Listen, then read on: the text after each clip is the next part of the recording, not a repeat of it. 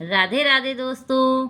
हम लोग डॉक्टर नगेंद्र की बुक का वाचन कर रहे हैं और इसमें पूर्व पीठ का चल रहा है जिसमें काल विभाजन टॉपिक है। अब आगे काल विभाजन में देखिए, हिंदी साहित्य के इतिहास ग्रंथों में काल विभाजन के लिए प्रायः 4 पद्धतियों का अवलंबन लिया गया है। कितनी काल विभाजन में कितनी पद्धतियों का, यहाँ पे अंडरलाइन कर लीजिए। काल विभाजन के लिए 4 पद्धतियों का। पहली पद्धति के अनुसार संपूर्ण इतिहास का विभाजन 4 युगों अथवा कालखंडों में किया गया है। 4 खंड कौन कौन से हैं? पहला आदिकाल, दूसरा भक्ति काल, तीसरा रीति काल, चौथा आधुनिक काल।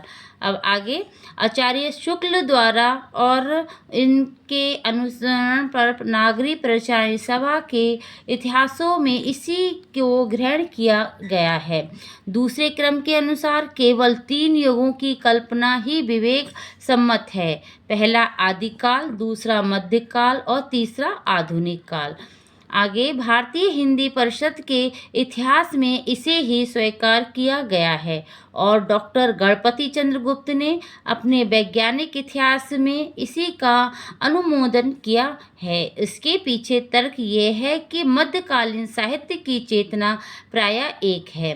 19वीं सदी के मध्य में या उसके आगे पीछे उसमें कोई ऐसा मौलिक परिवर्तन नहीं हुआ जिसके आधार पर युग परिवर्तन की मान्यता सिद्ध की जा सके। संत काव्य, प्रेमाख्यान काव्य, राम काव्य, कृष्ण काव्य, वीर काव्य, नीति काव्य, रीति काव्य आदि की धाराएं पूरे मध्यकाल में 5 सदियों तक अखंड रूप से प्रभावित होती रही। उनमें उतार चढ़ाव अवश्य आए किंतु मौलिक परिवर्तन नहीं हुए।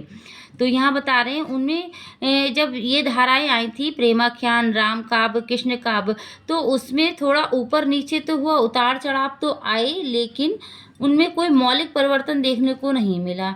हिंदी साहित्य के रसज्ञ प्रसिद्ध इतिहासकार डॉक्टर राम प्रसाद त्रिपाठी का आरंभ से यह मत रहा। तीसरी पद्धति क्या हुई? साहित्य का विभाजन विधाक्रम से करती है। इसका आधार ये है कि समस्त साहित्य राशि एकत्र अध्ययन करने की अपेक्षा कविता तथा गद्य साहित्य की विविध विधाओं के इतिहास का वर्गीकृत अध्ययन साहित्य शास्त्र के अधिक अनुकूल है। इस प्रकार के अनेक इतिहास या अखंड इतिहास हिंदी में उपलब्ध है। इनके अतिरिक्त एक और ऋतुज पद्धति है जो शुद्ध कालक्रम के अनुसार वस्तुगत विभाजन को ही अधिक यथार्थ मानती है। इसके प्रवक्ताओं का तर्क है कि किसी विचारधारा अथवा साहित्यिक दृष्टिकोण का आरोपण करने से परिदृश्य विकृत हो जाता है और यथार्थ दर्शन में बाधा पड़ती है, अतः स्वाभाविक कालक्रम के अनुसार ही सामग्री का विभाजन करना समीचीन है। इस पद्धति का अवलंबन आरंभ में विदेशी विद्वानों द्वारा प्रस्तुत कुछ एक इतिहासों में ही आंशिक रूप से किया गया है। इन सभी पद्धतियों के अपने गुण दोष हैं, परंतु यहाँ की समन्वयात्मक दृष्टिकोण ही श्रेष्ठ कार्य है। जैसा कि हमने पूर्व विवेचन में स्पष्ट किया है, साहित्य के इतिहास में युग चेतना और साहित्य चेतना का अनिवार्य योग रहता है, अर्थात साहित्य के विभाजन में भी ऐतिहासिक कालक्रम और साहित्य विधा दोनों का आधार ग्रहण करना होगा। साहित्य के काथ्य अर्थात संवेद तत्व के विकास का निरूपण करने के लिए संपूर्ण युगों को आधार मानकर चलना होगा और उनके अनुसार और उनके रूप का विकास क्रम समझने के लिए अलग अलग विधाओं को इस समन्वित पद्धति को स्वीकार कर लेने पर हिंदी साहित्य के काल विभाजन की समस्या बहुत कुछ हल हो जाती है। विधाएं जो हमारी उपन्यास, निबंध, कहानी, उन्हीं को कहते हैं विधाएं। ठीक है। आगे 7वीं सदी से 11वीं सदी के बीच रचित ऐसी कृतियाँ मिलती हैं जिनकी भाषा प्रमुख रूप से हिंदी है और 11वीं सदी तक हिंदी अपभ्रंश के प्रभाव से प्रायः मुक्त हो चुकी थी। उस समय से लेकर 14वीं सदी के मध्य तक हिंदी भूभाग के सांस्कृतिक इतिहास का प्रभाव दो परस्पर विरोधी समानांतीय और धार्मिक काव्यधाराओं को लेकर एक नई भाषा की अनगढ़ भूमि पर बहता रहा। इसके बाद भक्ति का व्यापक आंदोलन संपूर्ण देश से आरंभ हो गया और हिंदी भाषी प्रदेश में नई भाषा हिंदी के विविध रूपों के माध्यम से उनकी प्रचुर अभिव्यक्ति होने लगी। ये निश्चित ही एक नए युग का उदय था जिससे सांस्कृतिक चेतना और उसके फलस्वरूप साहित्यिक चेतना में एक नया मोड़ आया। अतः ये मानने में कोई कठिनाई नहीं होनी चाहिए कि यहाँ से यानी 14वीं सदी के मध्य से साहित्य के इतिहास का दूसरा युग आरंभ होता है। इस युग के विषय में दो मत हैं। एक के अनुसार संपूर्ण मध्यकाल 19वीं सदी के मध्य तक चलता है और दूसरे के अनुसार इसके दो खंड हैं, एक 14वीं सदी के मध्य से 17वीं सदी के मध्य तक और दूसरा 17वीं सदी के मध्य से 19वीं सदी के मध्य तक। तो यहाँ बताया जा रहा है दूसरा युग का आरंभ कब हुआ, कब बताया जा रहा है। इसमें इनके अनुसार संपूर्ण मध्यकाल 19वीं, यहाँ बता रहे हैं 19वीं सदी के मध्य, मतलब कि 19वीं सदी के बीच में का, और दूसरे के अनुसार, पहले के अनुसार तो ये रहा 19वीं सदी के मध्य और दूसरे के अनुसार क्या बता रहे हैं, इन्होंने दो खंडों में विभक्त किया, एक तो 14वीं सदी के मध्य और दूसरा 17वीं सदी के मध्य। दूसरा 17वीं सदी के मध्य से 19वीं सदी के मध्य तक। इनमें दूसरा मत ही अधिक मान्य है। दूसरा मत कौन सा था, 17वीं सदी के मध्य से 19वीं सदी के मध्य तक। तो ये दूसरा युग का आरंभ बता रहे हैं।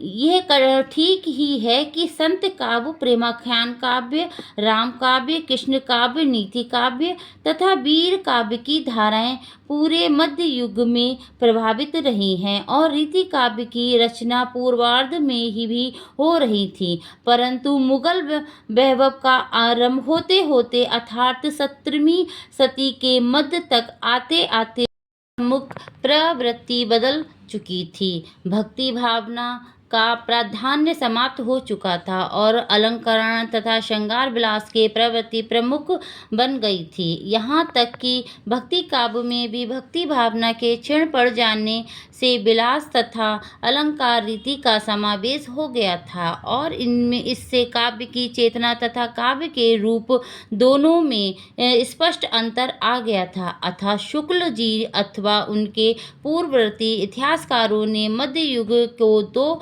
कालखंडों में बांट दिया है। जैसे अभी बताया था, दो खंडों में कौन सा था, 17वीं से 19वीं सदी बताया गया है, बांट दिया गया था, कालखंडों में बांट दिया और यही ठीक है। इसके बाद 19वीं सदी के मध्य में भारत के इतिहास में एक बहुत बड़ी घटना घटी और वह भी सन 1857 की क्रांति। राष्ट्रीय चेतना और राजनीतिक जागरण का ये आंदोलन वास्तव में मध्य युग की समाप्ति और आधुनिक युग के आरंभ का पहला उद्घोषण था। भारतीय चेतना में व्यक्त मध्ययुगीन संस्कार सहसा विक्षुण हो उठे। भाग्यवाद पर आश्रित आक्रमणता की भावना जो हर प्रकार के परिवर्तन के प्रति संशक्ति की थी, नवीन परिस्थितियों के आघात से आंदोलित हो उठी और जनमानस में अपने राजनीतिक सामाजिक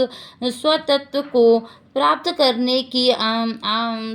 करने की आकांक्षा उत्पन्न हो गई। इसके बाद ब्रिटिश राज्य की स्थापना हुई। खंडों में विभक्त भारत एक संगठित राज्य बनकर विदेशी साम्राज्य का प्रमुख अंग बन गया। पश्चिमी ज्ञान विज्ञान तथा सभ्यता संस्कृति से भारतीय मानस का संपर्क और संघर्ष हुआ, जिसके फलस्वरूप आधुनिक युग का जन्म हुआ। अतः आधुनिक युग की पूर्व सीमा सन 1857 या 19वीं सदी का मध्य ठीक ही है। यह युग आज डेढ़ शताब्दी पार कर चुका है। पूर्ववर्ती युगों की अपेक्षा इसमें परिवर्तन बड़ी तेजी से हुआ है और आधुनिकता का रूप भी बदलता गया है। अतः इसके पूरे कलेवर को एक ही वृत्त में समेट लेना उचित नहीं होगा। आधुनिक युग का आरंभ होने पर देश की राजनीतिक, सामाजिक जीवन और उसके प्रभाव स्वरूप साहित्य में पुनर्जागरण की जो चेतना उत्पन्न हुई थी, वह प्रायः शताब्दी के अंत यानी 1900 ईस्वी तक चलती रही। उस समय स्थिति में फिर कुछ परिवर्तन हुआ। राष्ट्रीयता का स्वरूप स्पष्ट हुआ। देश को स्वराज्य ही चाहिए, यह भावना स्थिर हुई। सामाजिक, आर्थिक और नैतिक स्थिति में सुधार की आवश्यकता पर बल दिया गया। यह आत्मनिरीक्षण और आत्मसुधार का समय था, जब देश में अपने घर को ठीक करने की भावना सर्वप्रमुख थी और उसका प्रतिफलन साहित्य में भी हो रहा था। उक्त स्थिति 20वीं सदी के दूसरे दशक के अंत यानी सन 1918 से 1919 तक चलती रही। तब राजनीतिक, सामाजिक जीवन में गांधी तथा साहित्य में गांधी का, रविंद्र दोनों के प्रभाव में एक मोड़ फिर आया और अंतर्मुख आदर्शवाद की एक नवीन चेतना का उदय हुआ। ये चेतना भी चौथे शतक के अंत में सन 1938 से 1939 के आसपास गांधी के प्रभाव के साथ क्षीण हो गई और इसके स्थान पर एक अत्यंत भिन्न यथार्थवादी सामाजिक चेतना का आविर्भाव हुआ, जिसके देश में बढ़ते ही समाजवाद प्रभाव का गहरा रंग था। तब से अब तक 6 दशक और बीत चुके हैं। इस अवधि में भी नया लेखक कई बार सन 53, 60, 80 आदि में युग परिवर्तन की घोषणा कर चुका है, परंतु अत्यधिक सामीप्य के कारण इस विषय में अभी कुछ निर्णय देना कठिन होगा। अब आज के लिए हम लोग यहीं तक, हमने काल विभाजन का पूरा पढ़ लिया है और कल हम इसका काल का नामकरण के बारे में पढ़ेंगे। धन्यवाद।